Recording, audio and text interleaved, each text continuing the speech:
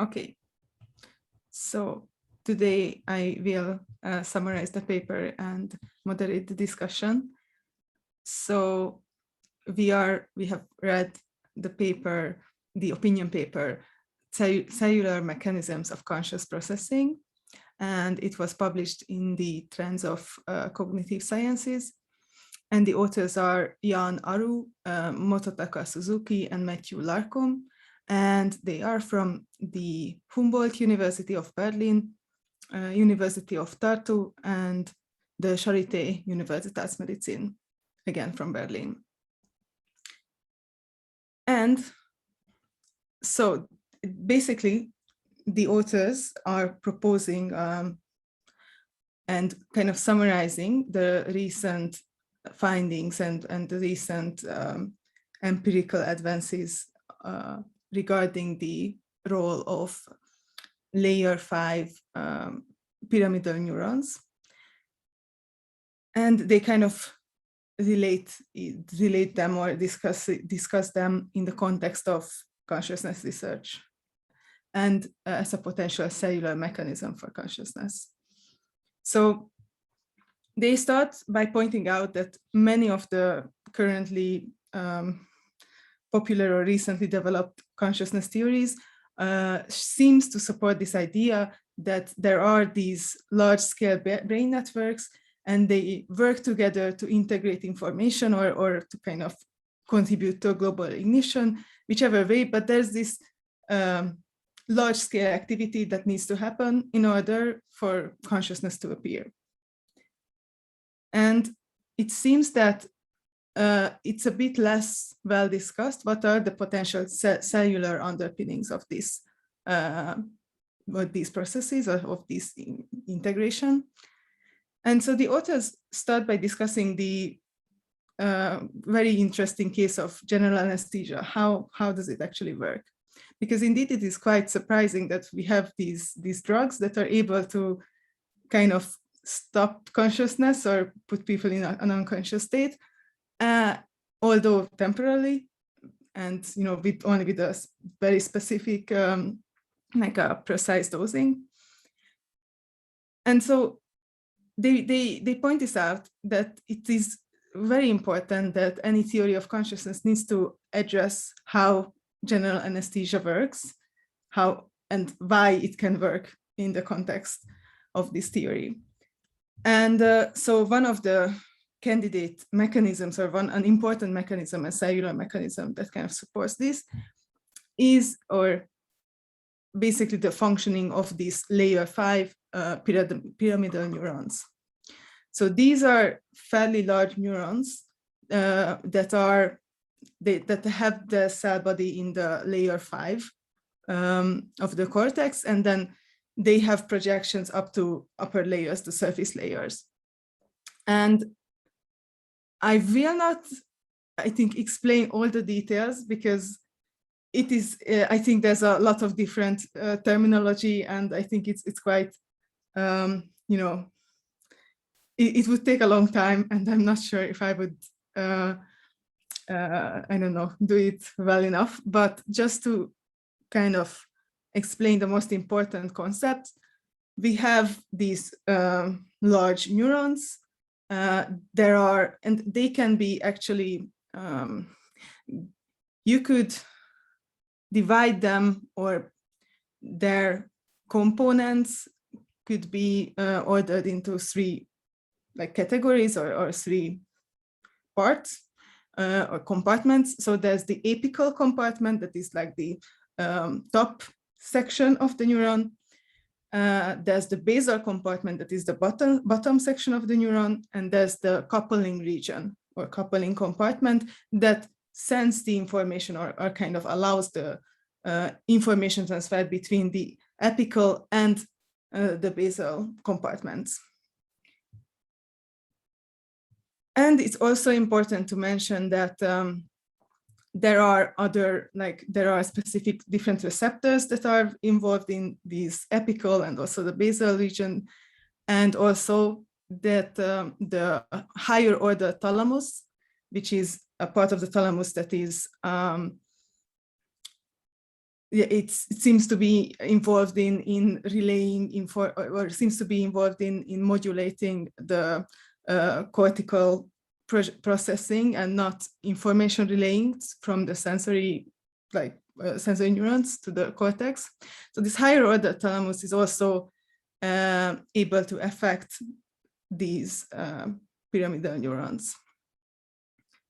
And basically, they describe a couple of very interesting results showing that when you kind of stop the coupling region, so the communication between the apical compartment and the basal compartment, it seems that consciousness basically stops working. And this is kind of in line with many other like theories and findings showing that it's quite important that we have communication and like kind of loops of activity between regions and across like from cortical and thalamocortical information loops. So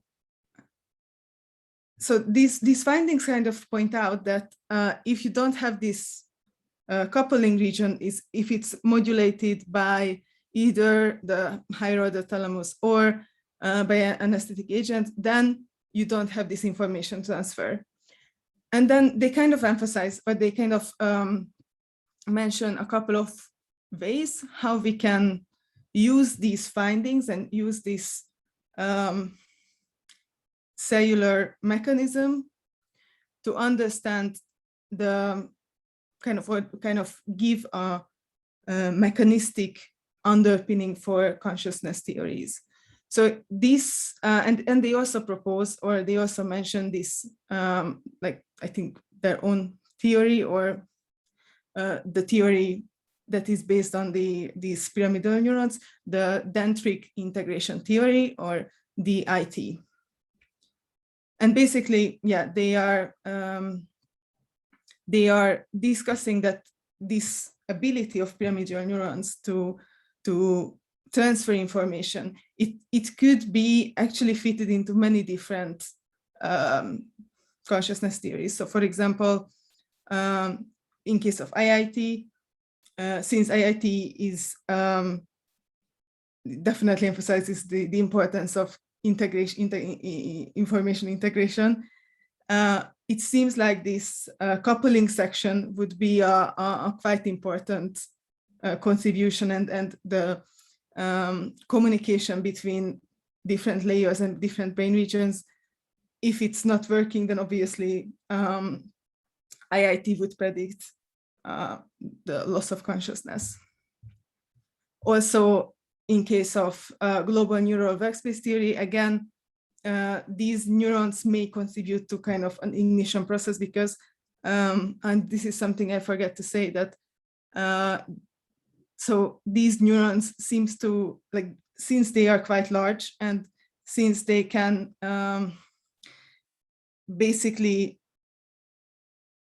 so whenever there's activity in the basal section and activity in the apical section, then there might be, so if there's seemingly a match between these two regions, there can happen a so-called burst of action potential, which might be a way for these neurons to signal kind of a match between the top and bottom data streams. And so again, this idea, or the role of these neurons, can be integrated into the global neural workspace theory. It can also be integrated into the predictive coding and active inference theory, or active inference approaches, because again, this kind of matching of different type of information or different data streams seems to be in line what the active inference theories or predictive coding theories would predict. And finally, they would also fit into the higher order theories of consciousness, again, representing higher and lower order concepts or representations. And again, so it seems that these pyramidal neurons seem to fit well into many different theories and seems to kind of give an interesting mechanical explanation for this. And yeah, so what is somewhat unclear, or what the authors point out, is that the role of the higher order thalamus is somewhat unexplained or not quite well understood. There seems to be so it seems that this higher order thalamus affects these pyramidal neurons, but the pyramidal neurons can also affect the thalamus. And so it seems like a very interesting loop of activity patterns and activation and relationships, but it is for future studies to actually fully explain it. And yeah, I think this is how I would summarize this paper. Have I missed anything? Do you have anything to add? So I don't have, I don't have anything, but I have just one clarification, question. That is, so the decoupling somehow like blocks informational flow from apical dendrite. Is that correct? And so, the integration from apical dendrite and basal dendrite is disabled by the decoupling. Is it correct?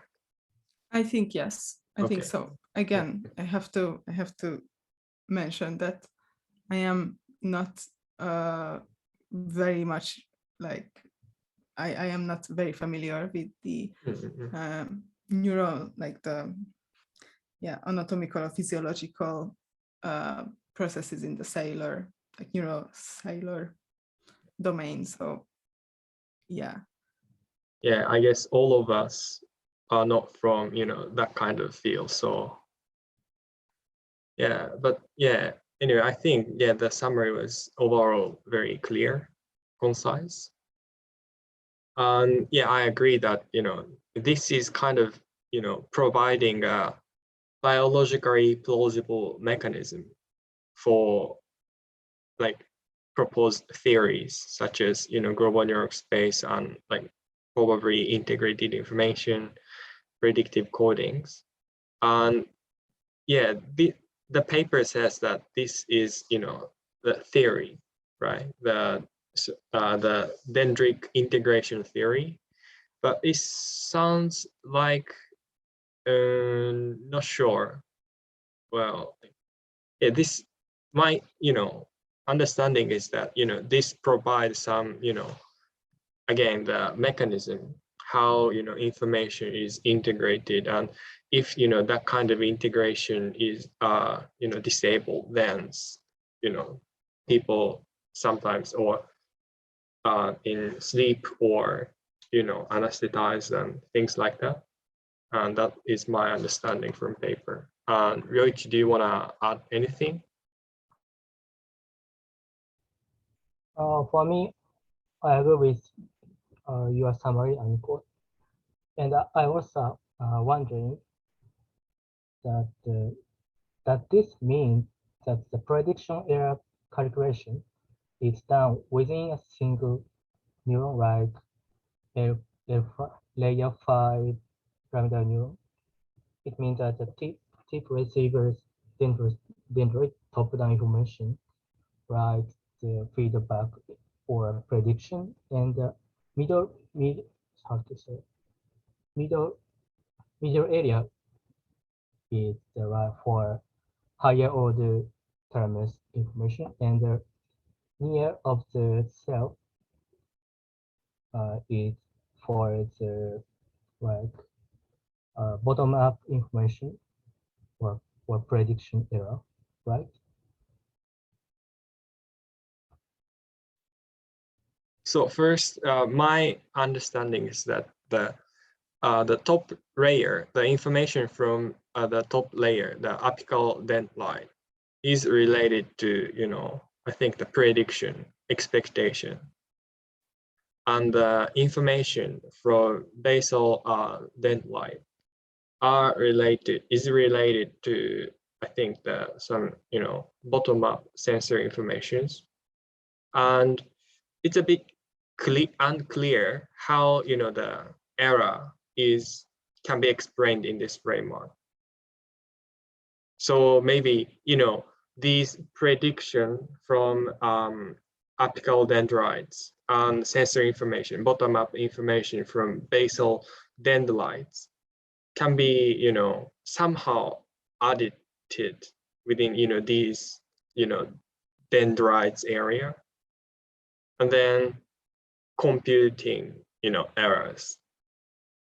But how is a bit unclear for me. And also, yeah, in this framework, the role of coupling dendrites or coupling a compartment is a bit unclear for me. So yeah, this is my again, my understanding. So if you can add anything, specifically the coupling compartment, can you explain, Aniko, a little bit, or? Yeah, so my understanding is that they don't propose that the prediction error is necessarily computed within one single neuron. And I agree that they don't really describe this. They kind of mentioned that it is reasonable to assume that because it seems that there is these different information flows, which is again a bit unclear what kind of information, what is information, what does that stream of information contains. But then regardless, if we have these upper layers or the top layers that are picked up by the apical dendrites, and then we have these lower layers that are picked up by the basal compartments. And so when there's action potential, so when there's activity there, and then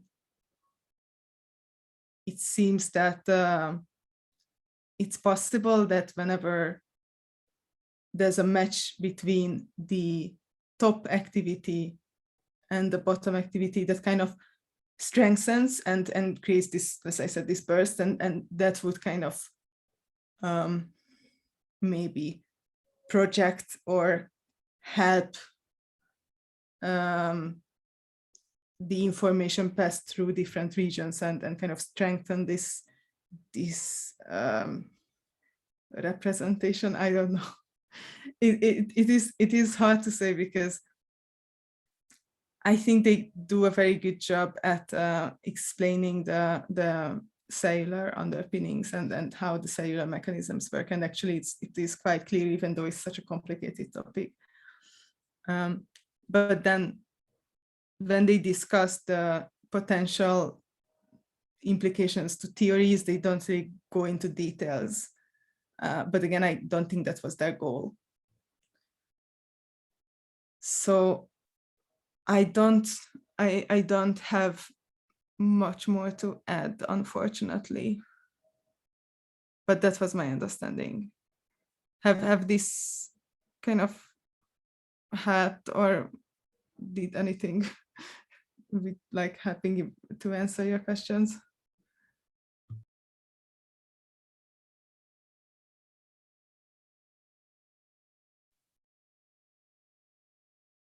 Ryoichi, I think it was your question, so are you happy? I mean, yeah, I agree with Aniko's that, the main focus of this paper is not to, fit their idea into other theories. Rather, they try to introduce a new approach or idea from, cellular, perspective, or much lower perspective or the level. So I think in that sense, this paper was, really interesting, at least for me. Yeah. Yes, I'm happy Okay, yeah, then. I Eingold's answer, and so I'm wondering this, like you. So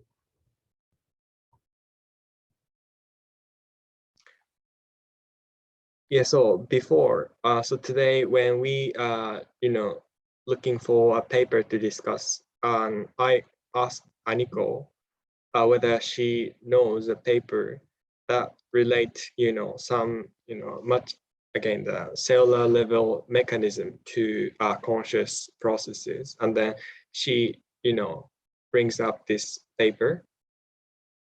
I don't know, but like, is this a really unique paper, or do you know any other paper talking about the relation between the consciousness and, the cellular mechanism, or much like smaller level probably?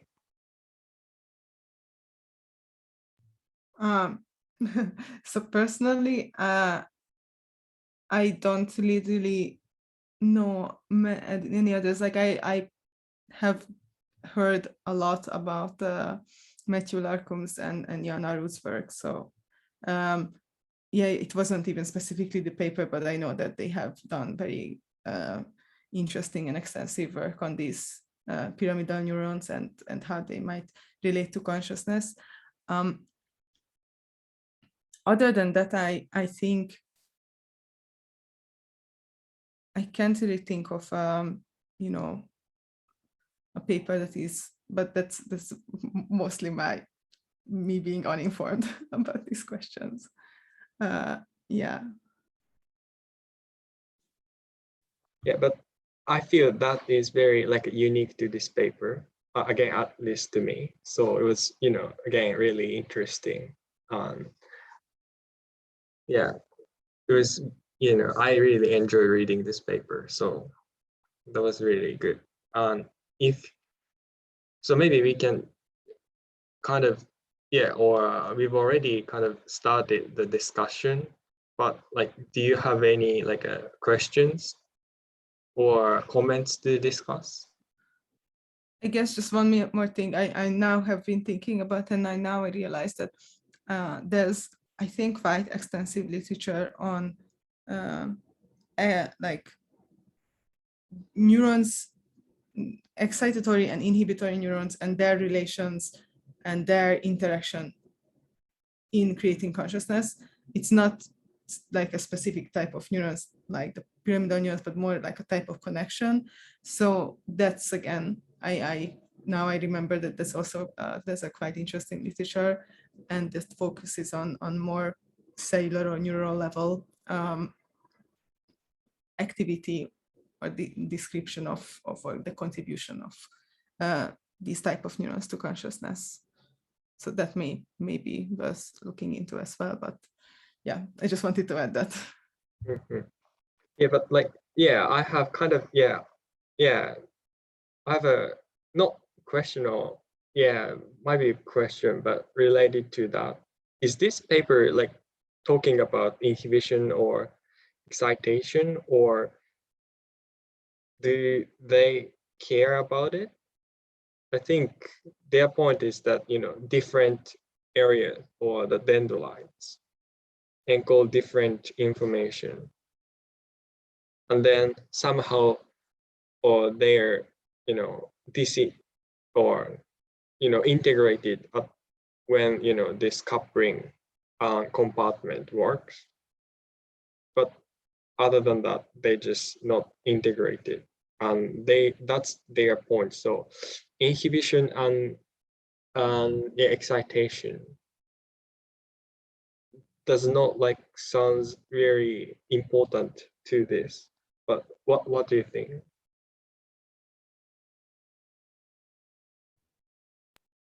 I think in the second like text box, they mention that the inhibitory and excitatory neuronal connections might be relevant in explaining the role of this higher order thalamus, but they only mention it briefly.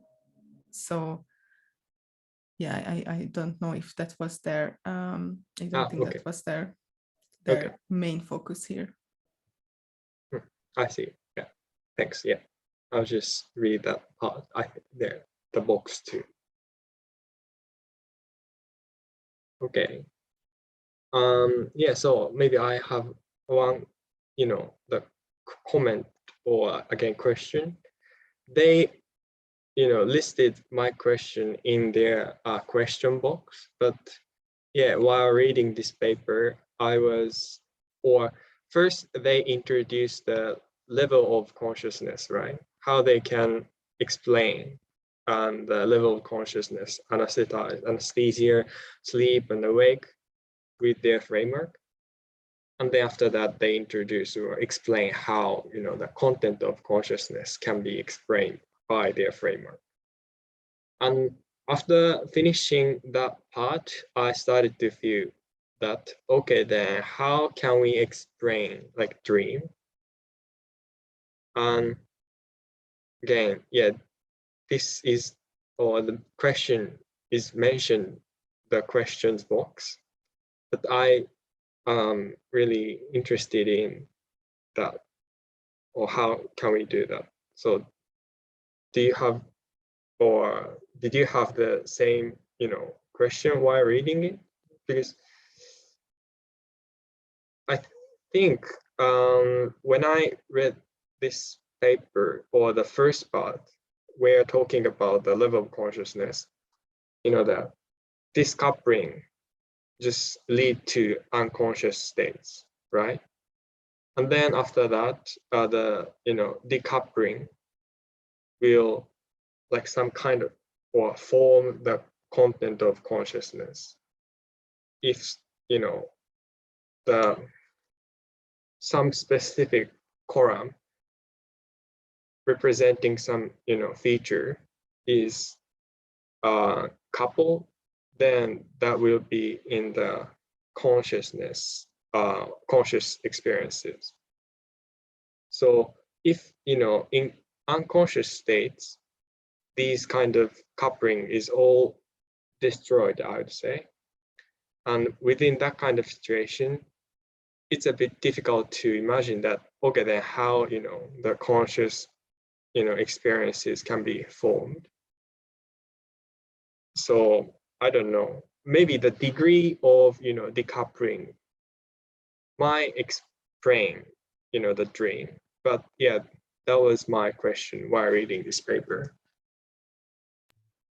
So I have actually a cool thing to add here, because they actually have a paper. So Yanaru and one of the authors is also Johan Storm, who was my supervisor, one of my supervisors for my master thesis. And they have a recent paper, recent from December 2020, which is exactly this, like it's titled Apical Drive, a Cellular Mechanism of Dreaming. So yeah, I think that's definitely some, I think it's, yeah, they do a very good job and a very detailed job in explaining a potential mechanism for how, yeah, so how dreaming could be explained by these neurons and this within this framework. But yeah, I think, yeah, I don't want to reiterate it, but I was definitely wanted to just point out that there are some works about this. So yeah. Okay, then thanks. I'll just read that paper. Yeah.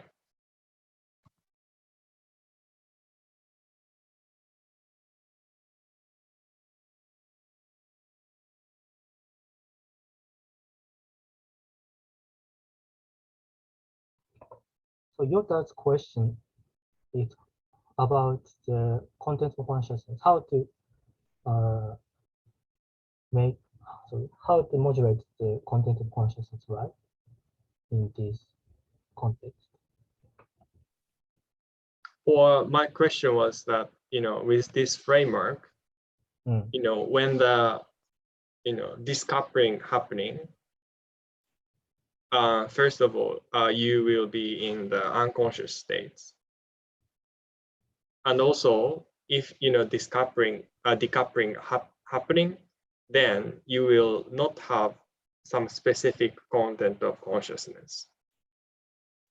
So I think, or this is again just my assumption, but like if we consider that like a unconscious state like sleep as all, you know, decoupling happening everywhere, then it means that, you know, any specific, you know, feature cannot be in content of consciousness.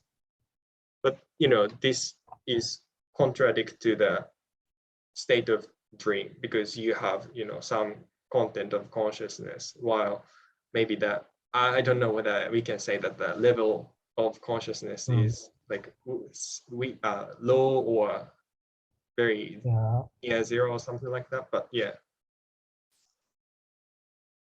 Okay, I see. So the sleeping state and general anesthesia is the same brain activation or not? So my interpretation is that the same in their framework. I disagree. No? I think so. I think one thing is that, you know, general anesthesia works in a pretty like sudden and dramatic way across the whole brain. And but again, so it depends on, because with general anesthesia, it depends very much on the type of the anesthetic drug, because for example with ketamine you have vivid dreams, so it is a bit misleading to just generally say general anesthesia. But in case of those agents or anesthetic drugs that creates more like sleep-like or deep sleep-like activity in the brain, I think you may still argue that with sleep you don't necessarily have, or not, maybe not all regions and not everywhere, this very synchronized activity. And I think this is something quite important, and it's quite difficult to study, but it would be actually quite interesting. So like obviously during sleep there's a lot of fluctuations with your amount of like with the arousal, even in like the different sleep stages. And so it is a much more kind of volatile or dynamic process in a way. So I wouldn't say that, so even if there are some regions that are basically showing the effect of this decoupling between the apical and the basal compartments, it may not be all, like for all regions, and it may be, you know, yeah. So I think it's difficult to say, because I don't think it's a either or situation.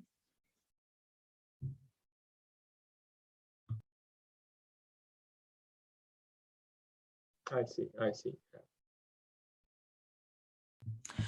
And yeah, so again, we don't quite know what are the neural correlates of dreaming, or like how, like actually when do dream occur. And I think we would need a lot more data and a lot more research on this. So, but I don't think it's so far the findings are contradicting this idea. Again, I remember reading that these neurons seem to participate or seem to contribute to slow wave activity in deep sleep, and then alpha and beta activity in wakefulness. So yeah, I mean, I'm sure they are like, if that, then it's definitely, so if this is the case, then they are definitely, like, this decoupling is definitely an important part of the sleep, like the subjective experience of sleep. But yeah, I think it's a really interesting question whether you know, how many neurons and how many pyramidal neurons need to be decoupled to actually, you know, inhibit a certain sensory experience.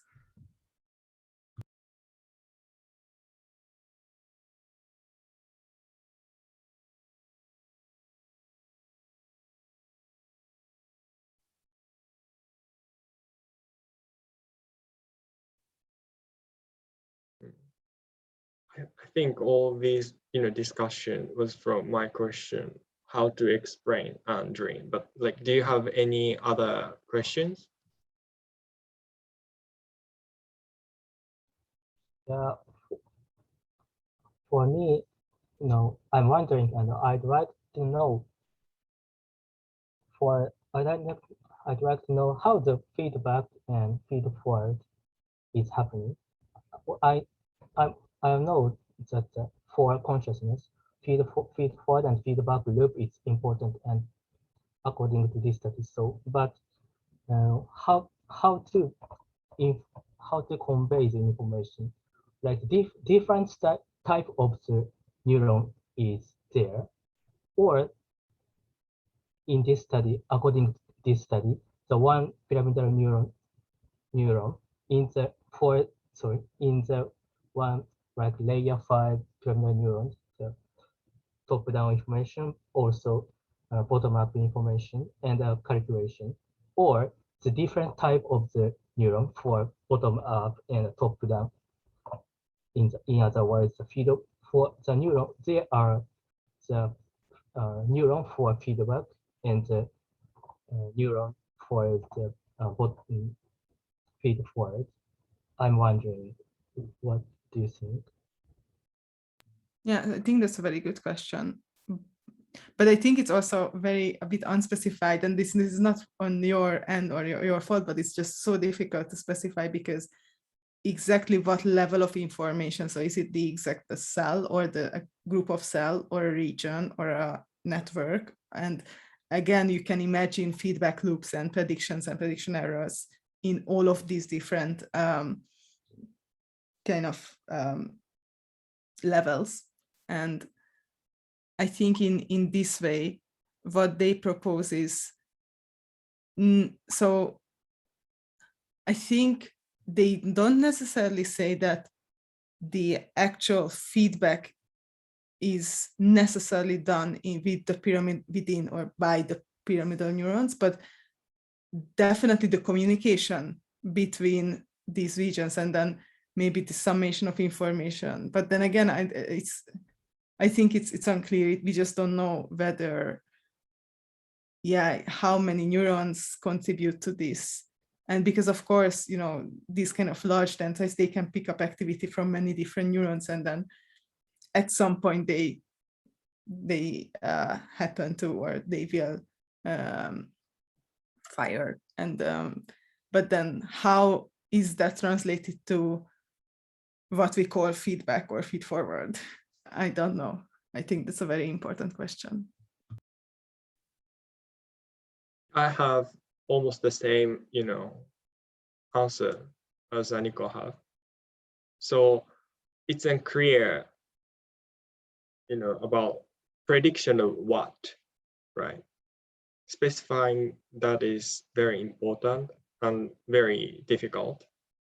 But just you know, like vaguely, if you can go to figure 2, where they explain, you know, the communication between different, you know, region, there, you know, clearly, you know, feedback group, let's say, you know, between thalamus and, you know, pyramidal neuron, then, you know, they care about, you know, feedback definitely, but not again about what is, you know, very difficult question to answer, I guess.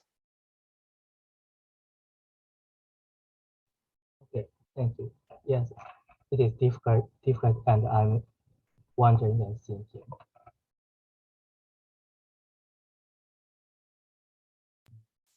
Yeah, so I have basically also the same question, or a very similar question about what they call data streams. So they describe within the DIT that there are these data streams on the surface or like on the upper layers that are that are relevant for the apical regions, and then there are data streams in the lower layers. And yeah, again, this might be my kind of ignorance, but do we know how many data streams are, or what are these data streams? And like, what is information? No, but yeah, like kind of this data stream for me, it's like, it's so vague. What is this? How do they work? What are they? And I know that, like, obviously from this paper, it's quite hard to know, but do you have any ideas or any, I don't know, papers you can recall discussing this?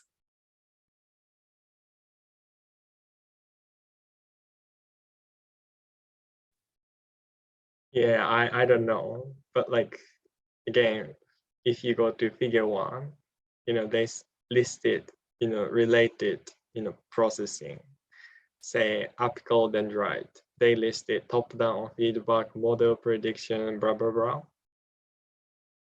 And, but yeah, it's a bit difficult. It's, I think, related to, again, information or like what, right? What question? I mean, what does this neuron encode, and this dendrite or connection is for? That's the very important question. And I don't know, but like obviously should relate it to the region of brain, like some region. For example, if you go to like a FFA, fishbone face area, it's obvious that the neuron in that area should be correlated with face perception. And if you go to other area like parahippocampal face area, then not face but face or seeing, things like that. But I don't know. Other than that, I don't think we can say much more than that. Yeah, so I think the visual cortex is quite like the different layers and the different way how information flows. It's I think a bit more established, but like, yeah, I think all these other higher or more integrative regions are, I don't know what are the, how, like, where does the information come from? What is that information? And similar questions. Yeah, so maybe the next step or beyond this paper is that, again, relate this framework to specific or I don't know, the perception or conscious experiences. For example, again, face. If you I don't know whether it's possible or not, but like if you can track the connection between like neuron in FFA and visual area, you can see that the network or circuit, and then by tracing back to the neuron in visual area, we can, I don't know, say that, oh yeah, probably this wiring is for, let's say, eye, and this wiring is for nose, and this wiring is for mouth, and things like that. And not only the shape or the the feature of face, you can add more like a color information or that kind of stuff.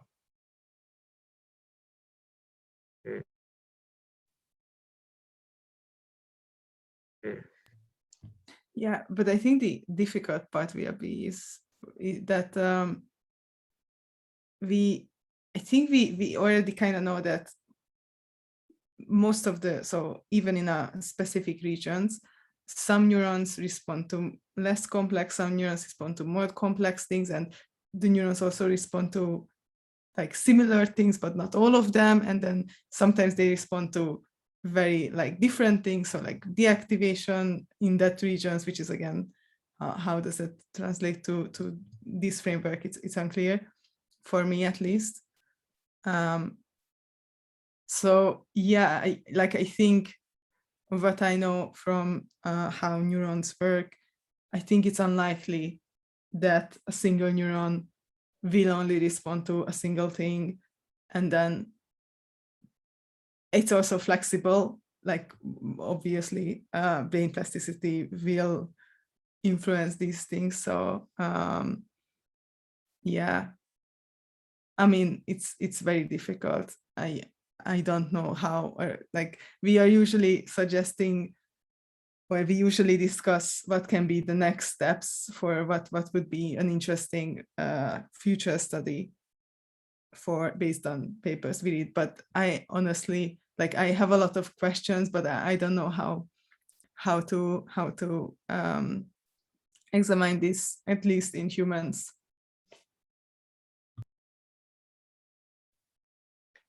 Yeah, possibly we can, implement this idea in, deep learning, that kind of stuff.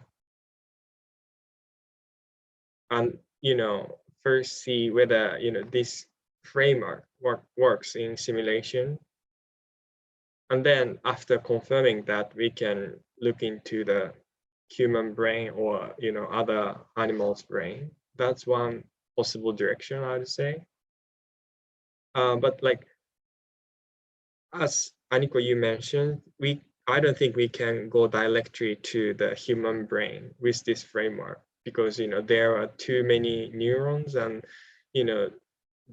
obviously this framework require a lot, very like a tiny, or the connection at the micro level, which is very difficult given the number of neurons and synapses.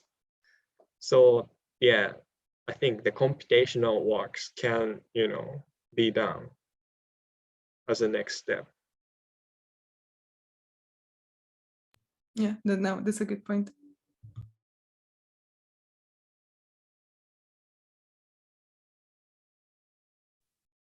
Okay, so Ryoichi, do you have other question? Or Aniko, you mentioned that you have a lot more questions. So if you want, you can ask. Oh yeah, so no, these are more just again questions that they have discussed in the question box, which is I think actually a quite nice feature. Like it's a nice, yeah, nice concept. So, but nothing concrete to this paper. Yeah. Yeah.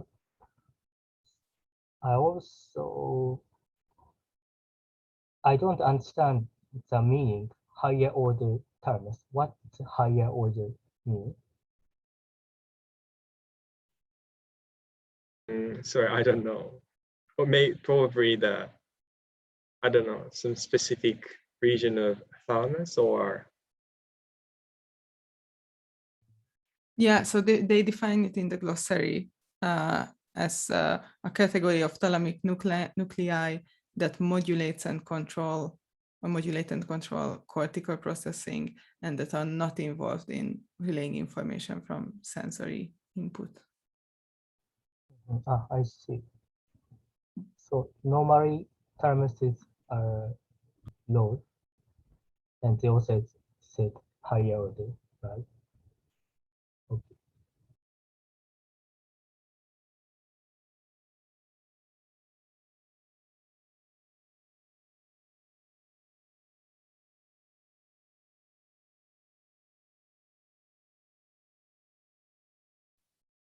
So this is, not a, clear question, but they showed or provide IIT in introduction part.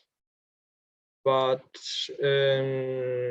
if I remember correctly, they did not mention the theory in the discussion part.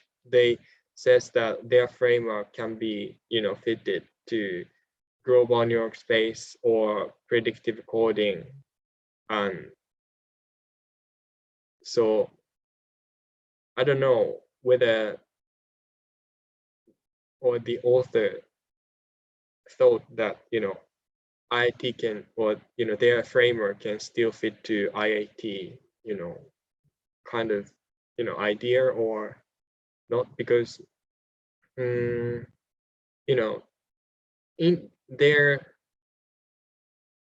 they use the word integration, but the way how they use is a bit different from, I think, what IIT says. So, or I don't know, probably, yeah, I'm not sure. So they actually mention IIT in the end of the Dendric Integration Theory section. And yeah, they specifically mentioned that the Dendric Integration Theory kind of fits well to IIT or next to IIT, because that theory is also proposing the importance of like integration between regions and the irreducible cause-effect structure. And that's yeah, so then they propose that the DIT, the Dendric Integration Theory, is or maybe a cellular mechanism for IIT.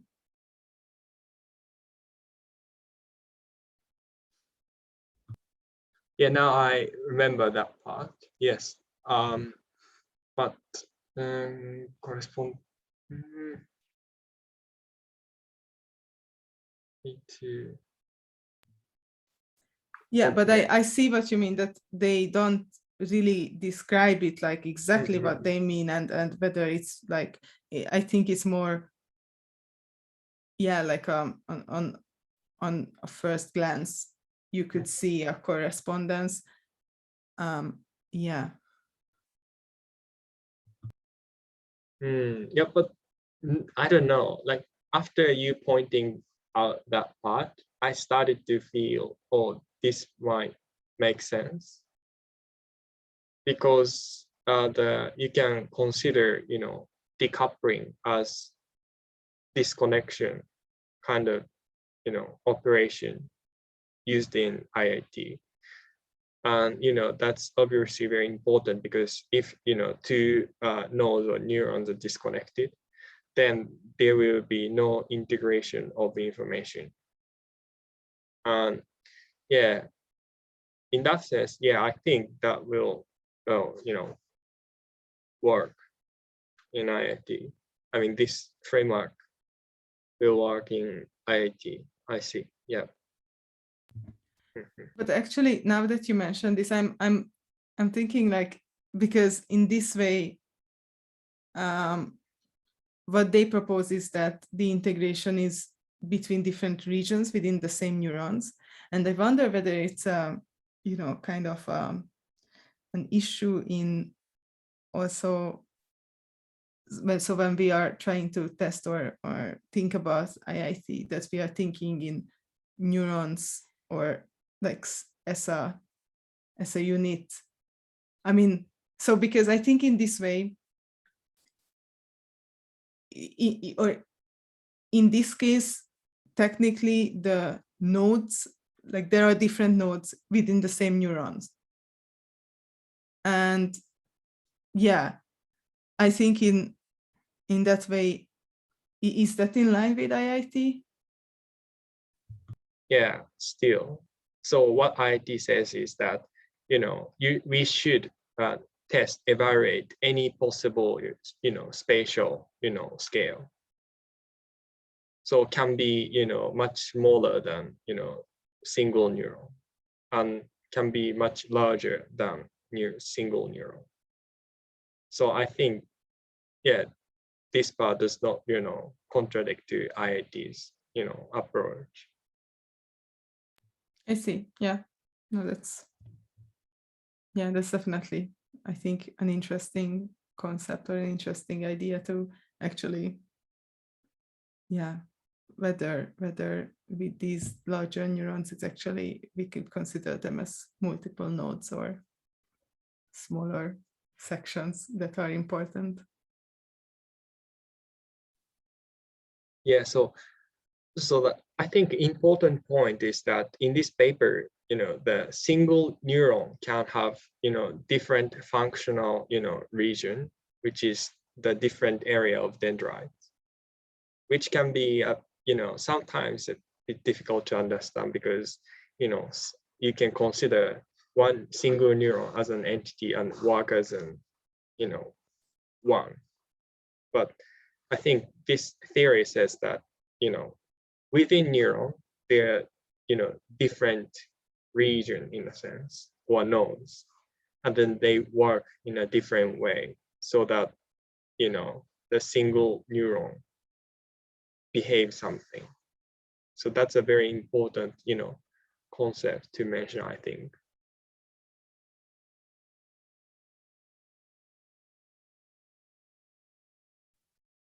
And I think we've already discussed paper roughly about 1 hour. And if you don't have any question, maybe we can finish here, or what do you think? Yeah, I have no more questions. Okay. Okay, then see you next week.